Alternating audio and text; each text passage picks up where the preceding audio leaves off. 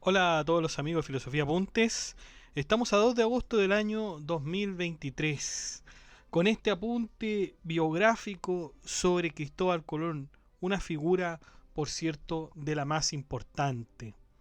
En la apertura a un nuevo mundo, Cristóbal Colón fue uno de los más grandes marineros de todos los tiempos, pero su despótica y caprichosa administración de las Indias Occidentales, las cuales clamaba para España, eventualmente terminaron en su retirada. La combinación de una mente imaginativa con un temperamento tan alto y autocrático lo llevaron a alcanzar todo lo que deseaba en un momento, pero después todo le resultaría adverso.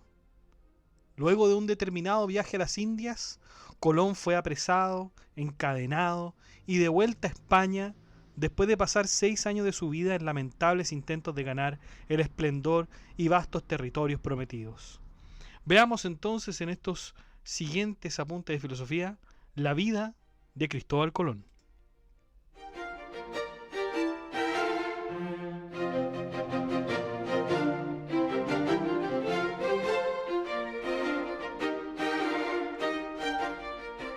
Bueno, Cristóbal Colón nació en 1451, probablemente el 26 de agosto y el 31 de octubre. Hijo de Domenico Colombo, un tejedor que vivía entonces en la ciudad italiana de Génova y después en Savona, e hijo también de Susana Fontanarosa. La evidencia que concierne su vida temprana es escasa y admite múltiples interpretaciones. Una visión de esta es que primeramente Colón siguió el negocio de su padre en Génova y Savona, pero sus datos biográficos dicen que a la edad de 14 años él ya estaba involucrado con el mar. A los 24 años se embarcó en una galera genovesa donde se encargaba de custodiar los tejidos que hacía su padre.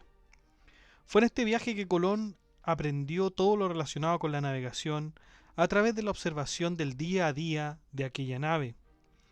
Posteriormente y para cualquier evento, Colón fue un pirata al servicio de René d'Anjou en el año 1472 y 1473. Estaba en la isla griega de Quíos entre 1473 y 1474. Peleó en una batalla en el Cabo de San Vicente contra su probable familiar Guillaume de Casanova Colón en agosto de 1476. En la batalla su barco se incendió y tuvo que nadar a la costa portuguesa con la ayuda de un solo remo. El caso es que Colón luchó contra los genoveses estando de parte de Portugal, demostrando que no era en absoluto un patriota. De hecho, jamás volvió a Génova. Cuando llegó a Portugal, este dijo que era pariente de Colón y que había peleado a su favor. Así, se fue forjando una historia personal Cristóbal Colón. Además de alejarse cada vez más de su atribuida tierra natal que era Italia, no hablando en italiano sino que en español. De hecho, Colón nunca escribió en italiano, sino que siempre lo hacía en español. No escribió ni siquiera a ningún familiar o amigo en Génova. En sus notas privadas siempre escribió en español. Colón firmaba con nombres distintos, de repente era Colombo, Colomo, Colom o Colón, como se le conoce generalmente. Por cierto que sería la última firma, la que adoptaría para siempre. De hecho, su nombre en italiano era Cristoforo Colombo y en latín era Chrysophorus Columbus. Todos lo llamaron Colón, sobre todo sus familiares, quienes cambiaron sus nombres de forma cristiana. Bartolomeo a Bartolomé y Giacomo a Diego. Estos dos familiares que acabamos de nombrar eran hermanos de Colón y seguramente, al igual que Colón, cambiaron sus nombres porque creían que sus nombres originales proveían de una raíz judía. Colón, vamos al plan de Colón, ¿no? Ahora, ya que podemos describir un poco la historia de él, ¿no? Ya sabemos entonces que genovés, pero que en realidad odiaba a Italia, odiaba el italiano, siempre se sintió con una especie de identidad con respecto a España, ¿no? Siempre escribió en español, como lo habíamos dicho. ¿Y cuál era el plan de Colón? Bueno, Colón descubrió América por profecía, más que por astronomía. En el año 1502, en una carta escrita al rey Fernando y a la reina Isabel, Colón decía que ni las matemáticas ni los mapas fueron de utilidad. Lo que sí fue útil fueron las palabras de Isaías. Ya sabemos, el libro de Isaías de las Sagradas Escrituras. Había una cuestión profética en Colón por alcanzar una nueva ruta hacia las Indias. De todas formas, Colón sentía profundamente que estaba destinado por la divinidad a una misión increíble. El episodio narrado de cuando llega a Portugal con un remo ciertamente lo cree milagroso. En efecto, justamente su naufragio lo lleva a las rocas de Sagres, donde se encontraba el príncipe Enrique, el navegante, hijo de Juan I de Portugal, quien tenía establecida una academia de marineros.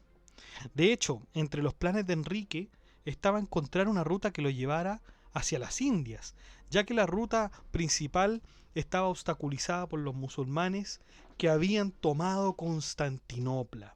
Nosotros en el podcast de ayer hablamos sobre la breve historia de Constantinopla, ahí para que se hagan una idea, pueden escuchar ese podcast sobre la breve historia de Constantinopla.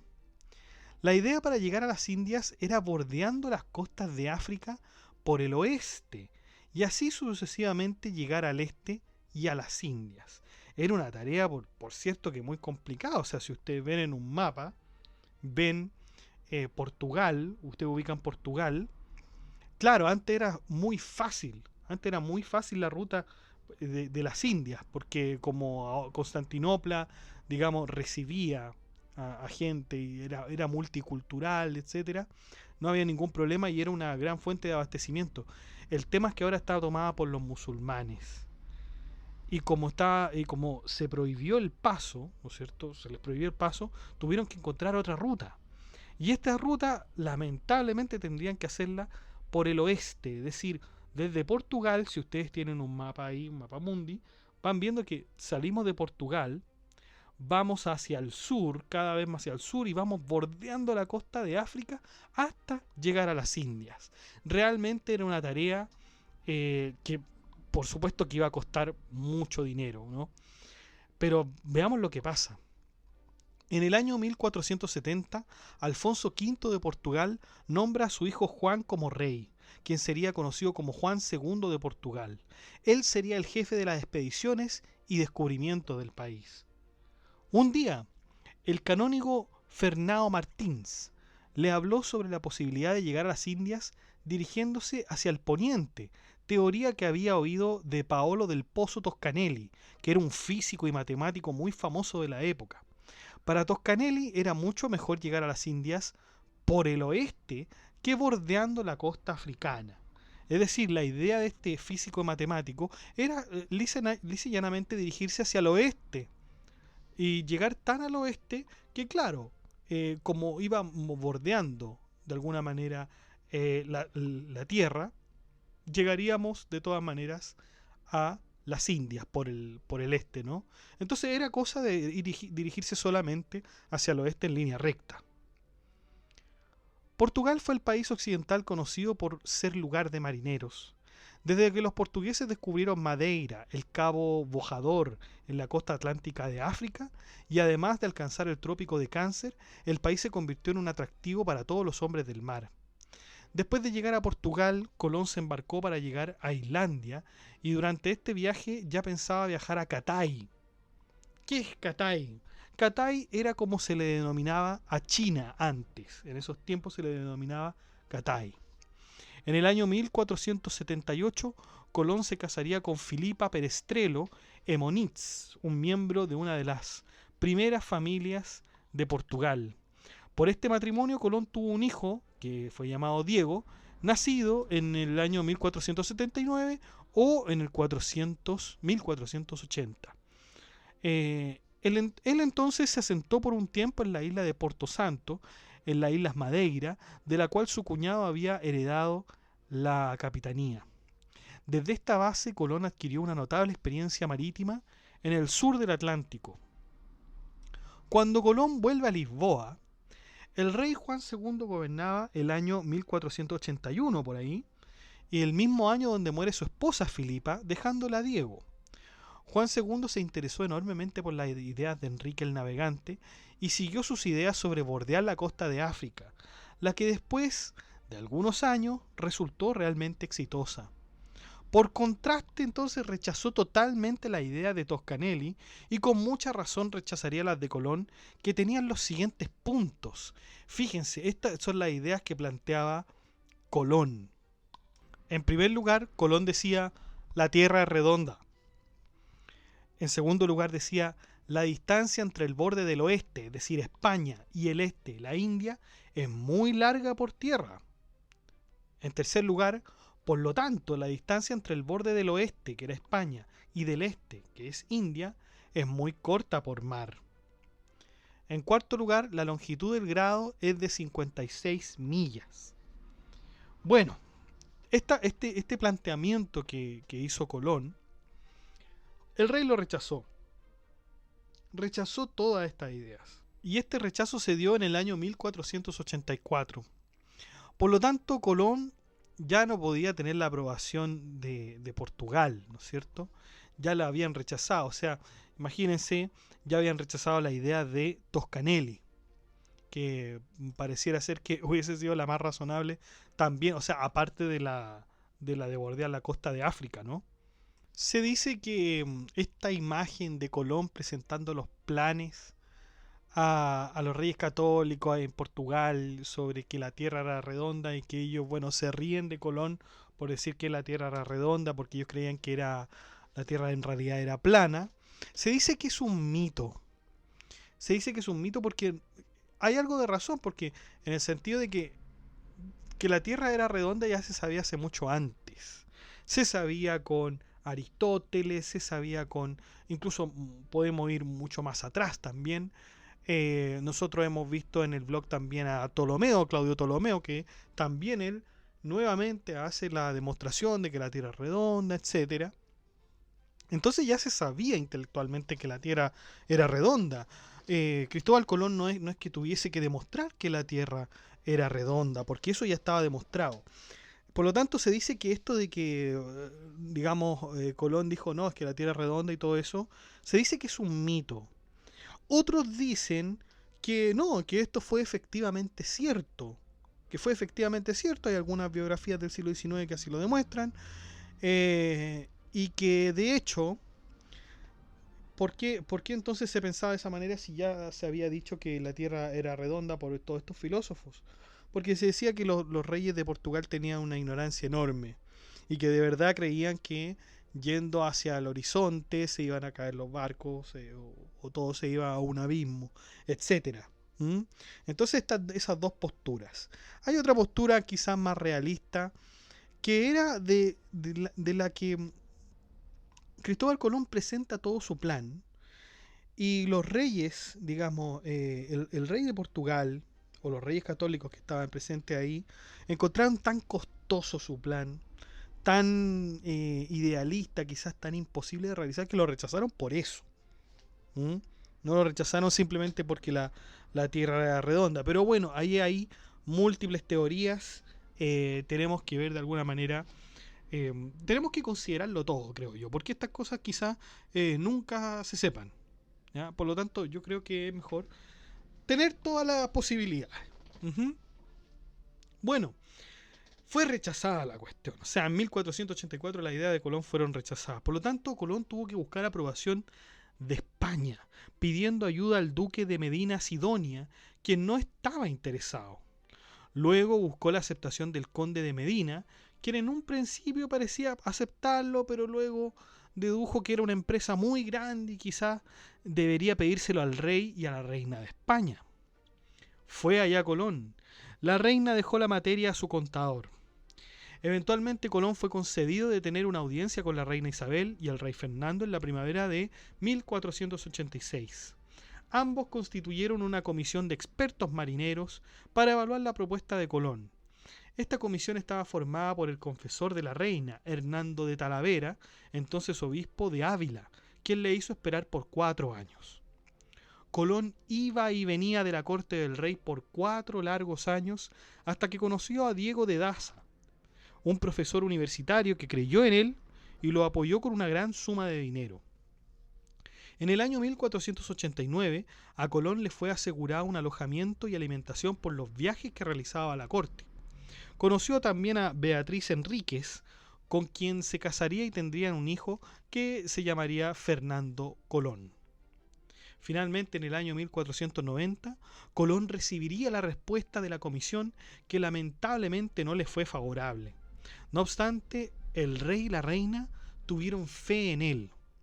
Colón fue a La Rábida, cerca de Huelva, donde conoció a 2 hombres que restaurarían su fe, el fraile Antonio de Marchena y el navegante Martín Alonso Pinzón.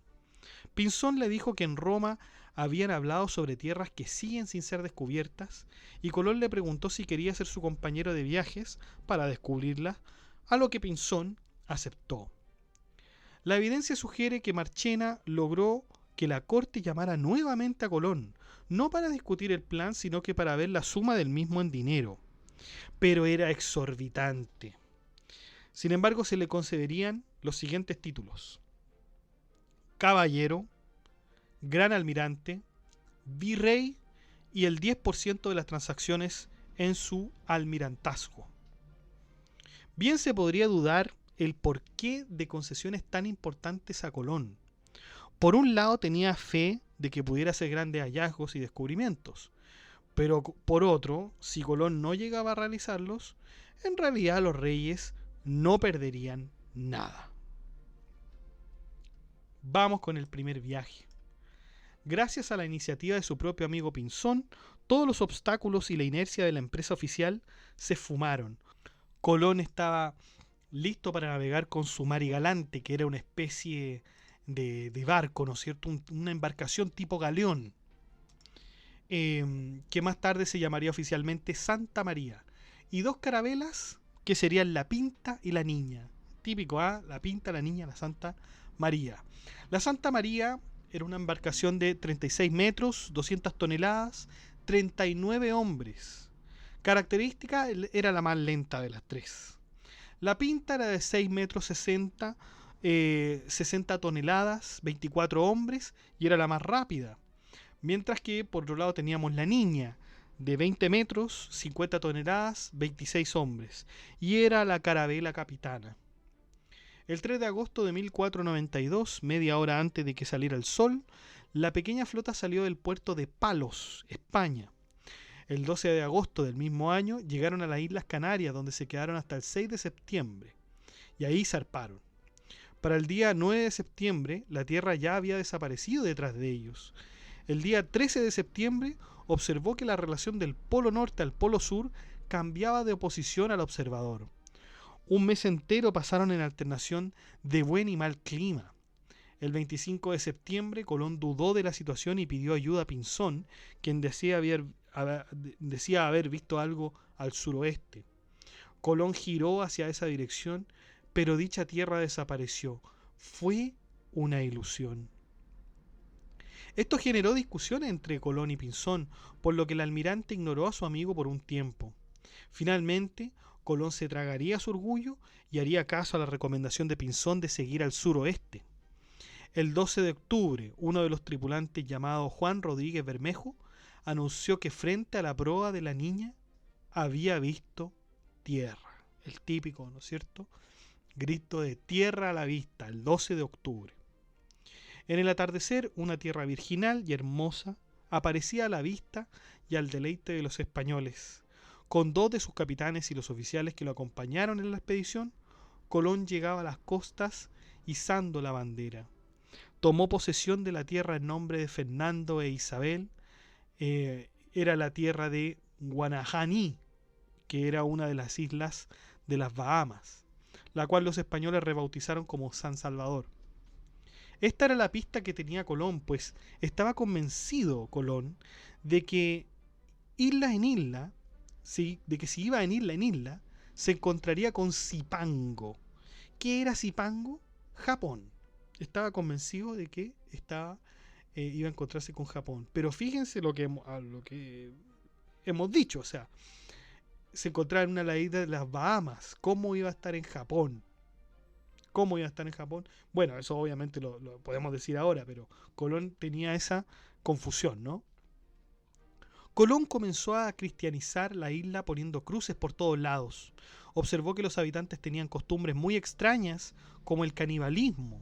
De ahí creyó que estos habitantes eran descendientes de Khan, de Genghis Khan, lo que reforzó su idea de que estaba en Asia. Los nativos le dijeron que aún había una isla más grande llamada Kubanacan, que la que conocemos hoy como Cuba. Por supuesto, Colón pensaría que esta isla que llamaban Cuba era en realidad Zipango, es decir, era Japón. Colón mandó a Torres a ver si estaba Khan, digamos Genghis Khan, pero no lo encontró ni tampoco encontró oro. Sin embargo, lo que sí encontraron fue tabaco.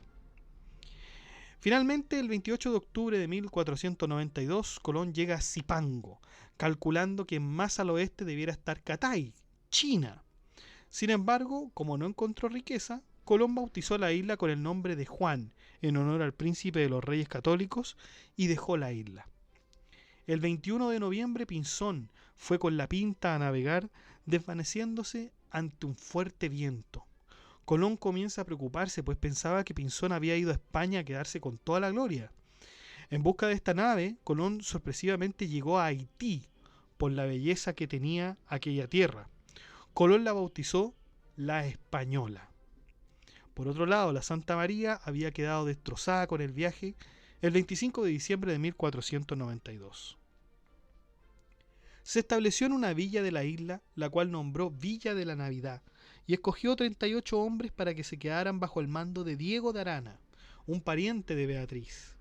Colón les dejó comida y provisiones y navegó a España el 4 de enero de 1493. Ese mismo día, la niña y la Pinta se encuentran y Pinzón con Colón discuten sobre haber dejado a los hombres en aquella isla. Ambos se preocuparon mucho. Por lo tanto, el 16 de enero de ese mismo año, es decir, de 1493, se iría de la isla para regresar a España. Sin embargo, el viaje de retorno no fue fácil. Tuvieron que atravesar innumerables peligros por el clima. El 18 de febrero se aferra a las islas de Azores, llamadas Santa María. El 24 de febrero de 1493 volvería a navegar hacia España. El 9 de marzo, debido a la peligrosidad del clima, tuvo que anclarse en el Cabo de la Roca, en Portugal. El rey de Portugal lo recibió con todos los honores y le dijo que llegara a España por tierra. Pero Colón, temiendo algún asalto, nuevamente se embarcó en la Niña y llegó al puerto de Palos. Pinzón escribió a los reyes de manera leal sobre Colón y murió el 20 de marzo del mismo año. Colón también escribió a los reyes, quienes le pidieron que representara en la corte de inmediato. Así comenzó una época llena de honores y recursos que Colón recibiría. Ese fue entonces el primer viaje. Vamos entonces con el segundo. Los problemas surgieron inmediatamente cuando el rey y la reina habían puesto a cargo de las Indias a Juan de Fonseca, quien sería después obispo de Burgos, pero más confiado como soldado que como un administrador o eclesiástico. Las cartas reales instaron a ambos, a Colón y a Fonseca, a darse prisa, pero el plan para la segunda expedición era muy ambicioso. 17 veleros manejados por 1000 o 1500 personas. Sin embargo, lo más conflictivo era que tanto Colón como Fonseca y otros oficiales más, que son Juan de Soria y Francisco Pineto, no se entendían del todo bien. Colón ya no pensaba como un cristianizador, sino más bien como un colonizador.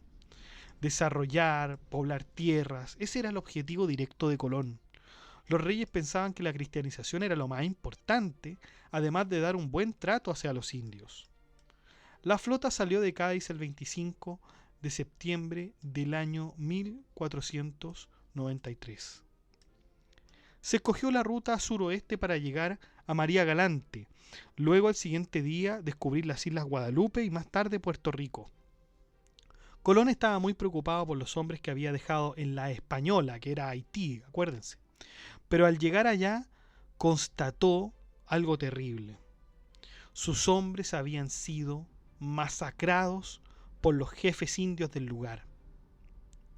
Inmediatamente Colón zarpó a otro lugar más estable, y es ahí que descubrieron y fundaron la primera ciudad europea en el Nuevo Mundo, Isabela, que ahora es conocida como un asentamiento en ruinas, teniendo el mismo nombre de las costas de República Dominicana. Desde Isabela, Colón envió a España sus primeros mensajes. Cuando se enteraron del desastre en la Navidad, que era donde habían masacrado a los navegantes que Colón había dejado, los españoles comenzaron a dudar de las habilidades y la astucia de Colón. ¿Valía la pena seguir financiando estos viajes? Hubo algunas conspiraciones contra Colón tratando de desacreditarlo por el poco liderazgo que había tenido. A pesar de ello, Colón se embarca a Cibao el 12 de marzo de 1494, una región donde se decía que el oro había nacido ahí. Dejaron a Isabela al cuidado de su poco experimentado hermano Diego.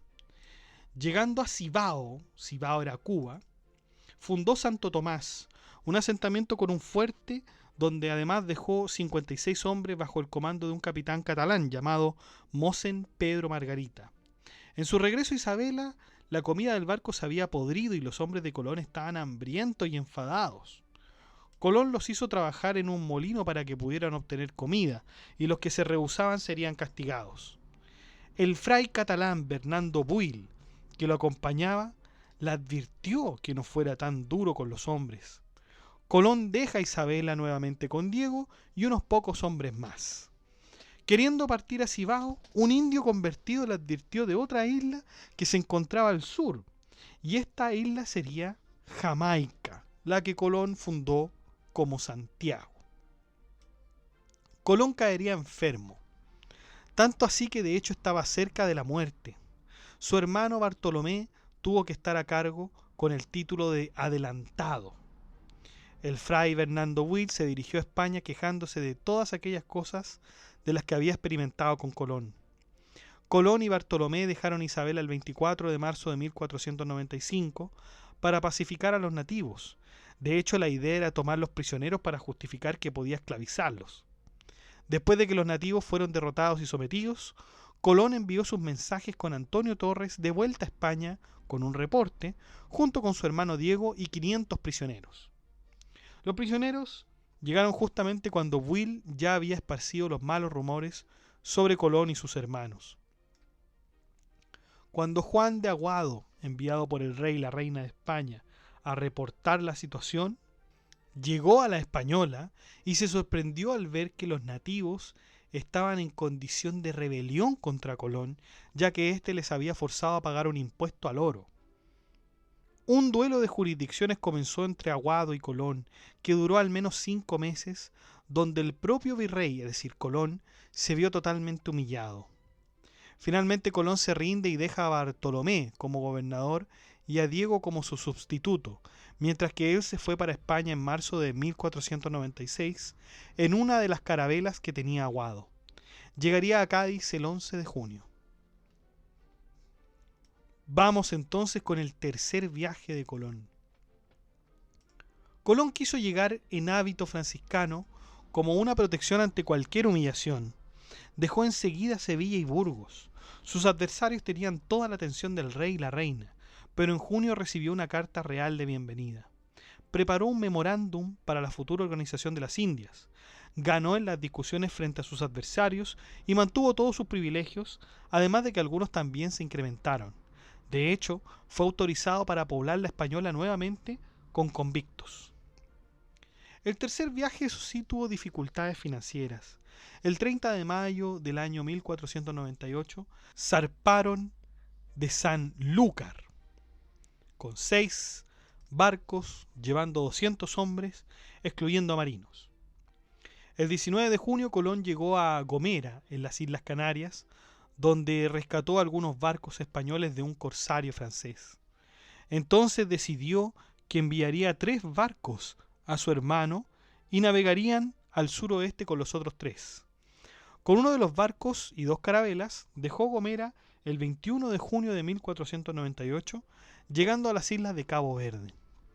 Mientras Colón anclaba en Santiago, fue informado de unas islas al sur y navegó rápidamente, tornando hacia el oeste también hasta que encontró las Amazonas, dentro de 4 días.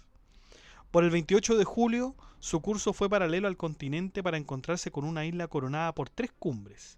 A esta isla la llamó Trinidad. Posteriormente se dirige hacia su continente, que en esa ocasión era Cuba, y bueno, se alegraba Colón y su tropa al ver a los nativos de la isla, pues los collares de perlas que las mujeres tenían en sus cuellos les confirmaba que estaban en las islas.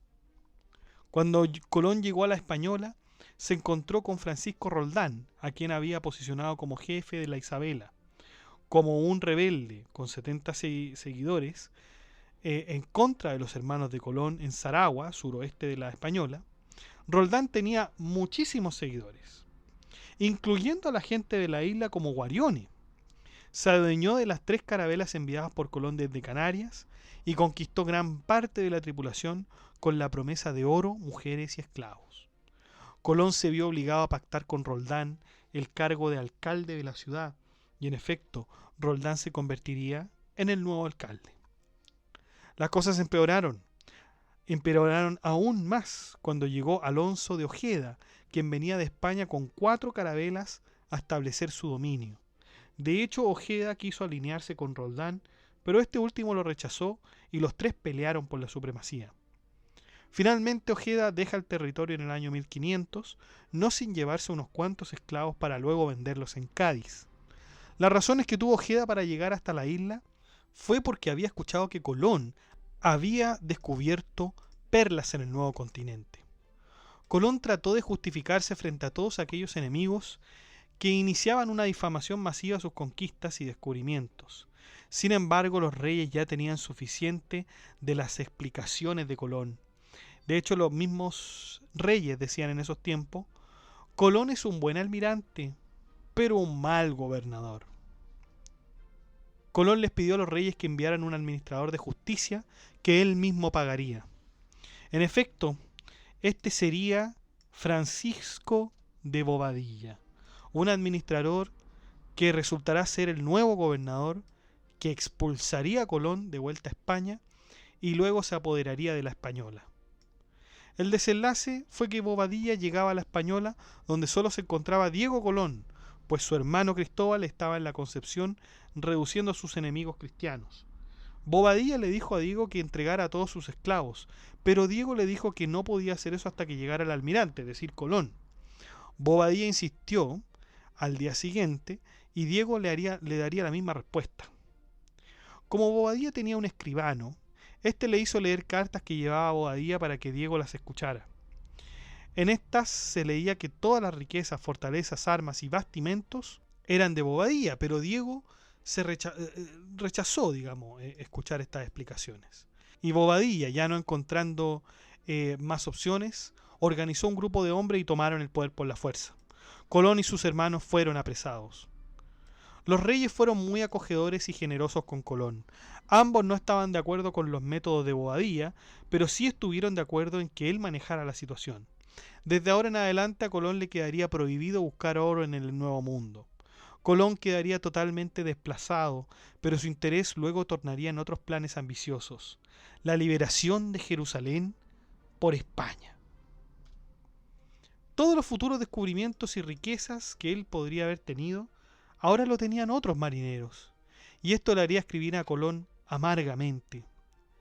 Fíjense lo que decía: ellos se divierten con mis planes ahora, incluso los sastres desean ahora descubrir.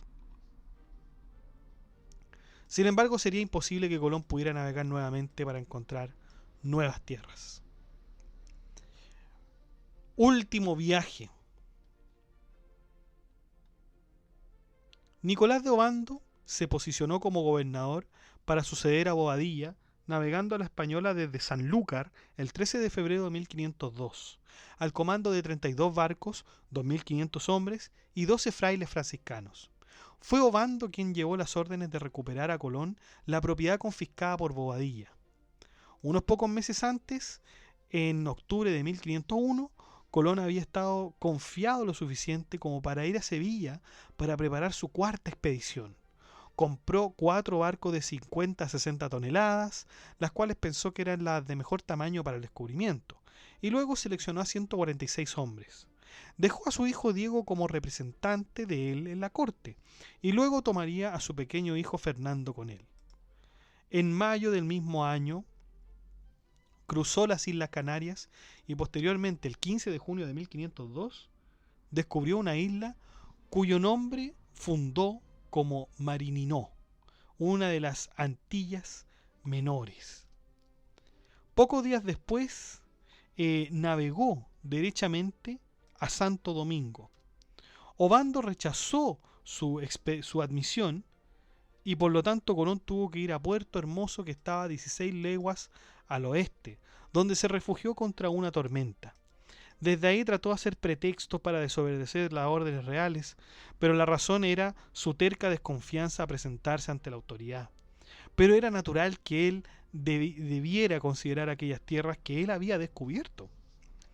Navegó hacia Jamaica el 14 de julio de 1502.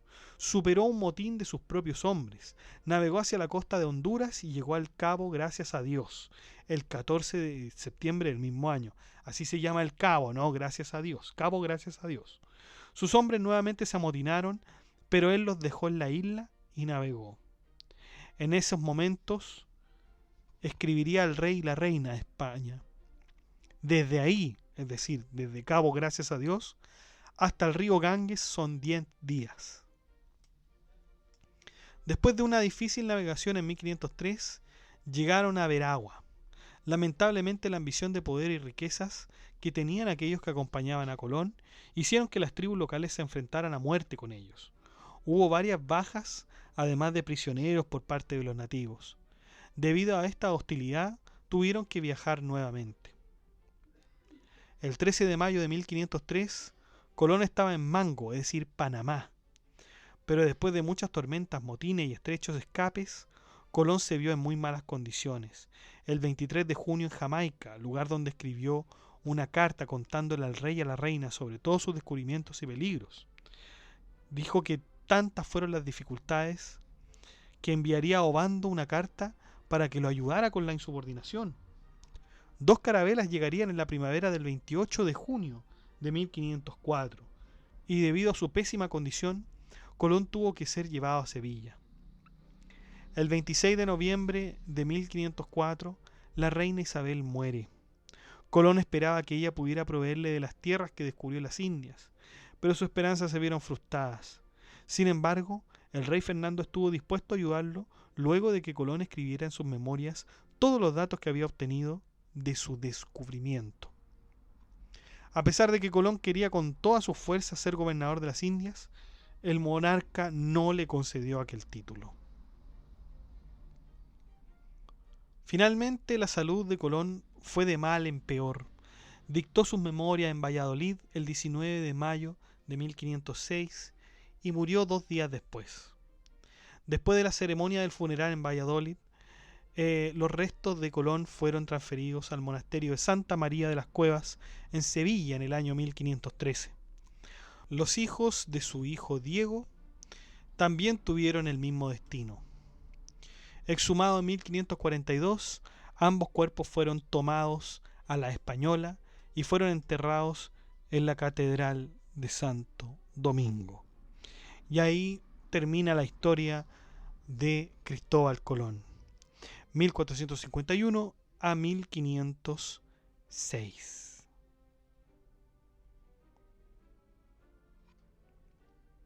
Muchos de los cálculos de Colón eran erróneos.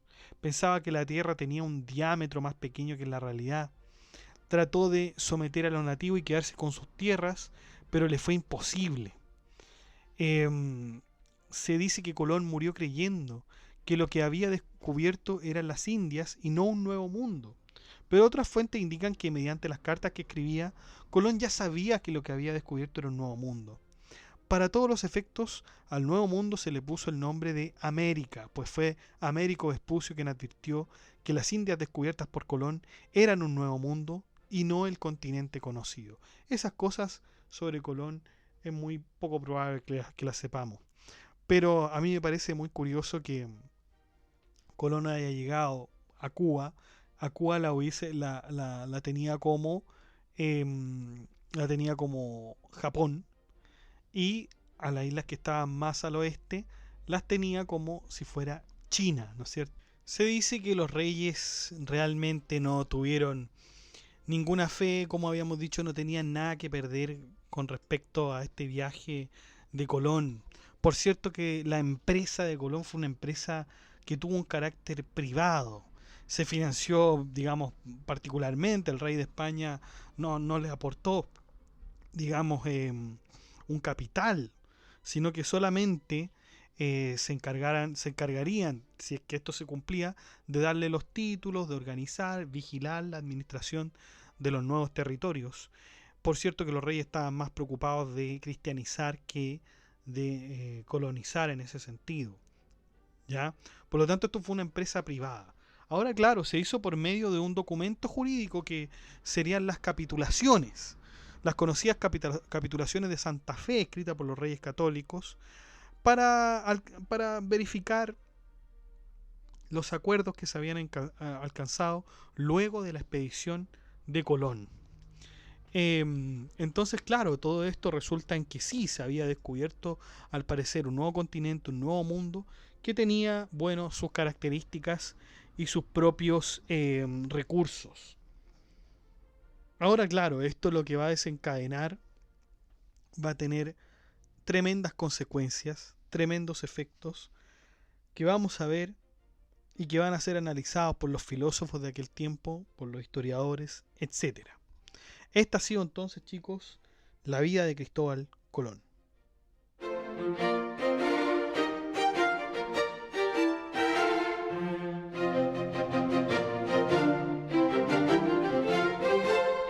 Bueno, chicos, eso ha sido todo. Muchas gracias por escuchar este podcast. Si le ha gustado, de like, comente, comparta, suscríbase, acceda al blog que está en la descripción, haga soporte en PayPal, en Patreon. Saludamos a nuestros mecenas romanos que son Abstract Panicker, Emanuel Mendoza González, Ricardo y Rosario Canaval, que aportan con este canal desde sus membresías de mecenas romanos. Muchas gracias, muchachos. Un saludo.